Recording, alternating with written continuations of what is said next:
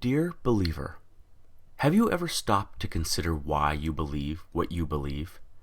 Have you ever thought about why you chose the religion you chose? Why do you believe in Jesus Christ as the only means to eternal salvation, and not in karma or reincarnation?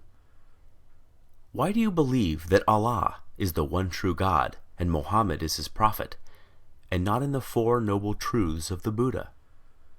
Why do you hold to the Torah as the only revealed word of God, and not the Bhagavad Gita? Dear believer, do you ever wonder why your heaven resembles a utopian earth, and is composed of the same base elements found right here on this planet? Do you ever wonder why your deity governs within a power structure that resembles that of the specific time and place in which your holy text was written? Do you ever wonder why your God looks just like you, or the animals with whom you share the planet?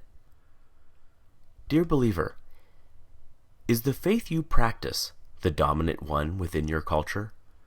Do you not find it at least a little suspicious that the overwhelming majority of all religious believers adopt the religion of the society into which they were born, yet remain convinced they've lucked out or been divinely admitted into the one true faith? Does it not make you at least somewhat apprehensive that almost every person of faith chooses belief not because of its virtues, supporting evidence, moral codes, or expression of worship, but rather because it was what they were born into? Why, out of the abundance of faith choices available, does almost every believer on the planet choose the faith that's within arm's reach?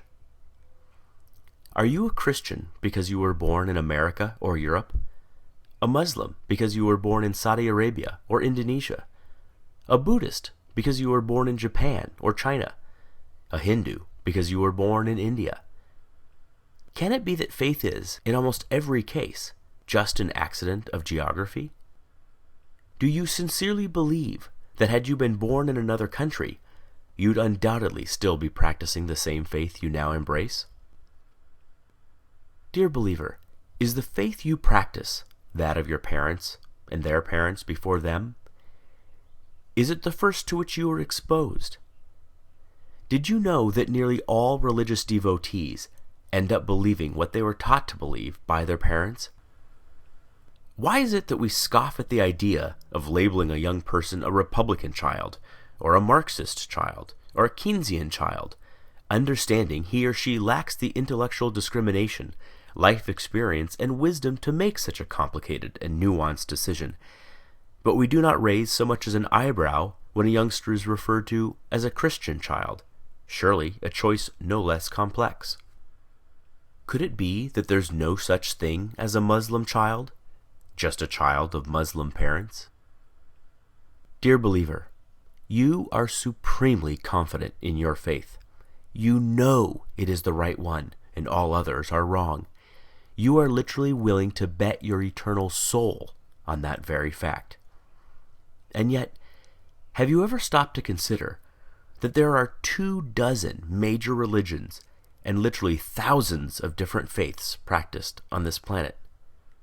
Did you know that within Christianity alone, there are more than 45,000 different denominations, each claiming to understand ultimate truth better than all the others? Do you realize that each member of every faith practiced is just as devout, just as sincere, and their conviction every bit as sure as yours? Did you know they too read infallible holy texts, have airtight apologetics, have experienced miracles, feel God's presence, sense his still small voice, obediently follow his perfect will for their lives, love him indescribably, and can defend their belief with the same fervency as you do yours? And yet, since every religion is mutually exclusive and contradicts the others in matters both large and small, they cannot all be right. Right? You just know, your faith is the exception. And yet, if every member of every faith feels just as you do, what are the odds you're right? Dear believer, I've often been told that my unbelief is a guarantee of missing out on heaven and ending up in hell. But who's heaven? Who's hell? I've often been told that I should, just to be safe, accept God. After all, what have I got to lose? But who's God? Given so many options, aren't I more likely to choose incorrectly? Might not I be better off wagering on no God rather than on the wrong God? You put it to me, what if you're wrong? But what if you're wrong? What if, rather than Jehovah, Allah is the one true God, or Shiva, or Wu-Tan, or some god on the other side of the planet you've never even heard of yet? The truth is, you already know what it's like to be an atheist in regards to every other faith but your own. It's clear to you that adherents to other faiths are mistaken, deluded, or deceived, but they think the same of you. The way you view them is exactly the way they view you. Every devout Hindu has embraced his faith for the exact same reasons you have embraced yours. Yet you do not find his reasons compelling, nor do you lose sleep at night, fearing that if you die, you'll wake up in his hell. Given this, is it so hard to see why some of us just take our atheism one God further? Dear believer, I wonder if religions aren't just ancient constructs in which early humans attempted to both explain and control the chaotic world around them. Though irrational in content, their emergence certainly isn't. We do not blame our ancestors for inventing religion. There is no shame whatsoever in stumbling when you are blind, or failing to properly construct a puzzle in the dark. But we no longer live in the dark. Science is ablaze in our world and illuminates our way, dissipating shadows and exposing even the deepest of crevices. We no longer live in the cave. We have crossed the valley, scaled the mountains, and have begun to make out the magnificent vista on the other side. We no longer require comforting stories to make us feel safe or valued. Is it not time that our beliefs match our discoveries? Is it not time that our ideas reflect our new perspective?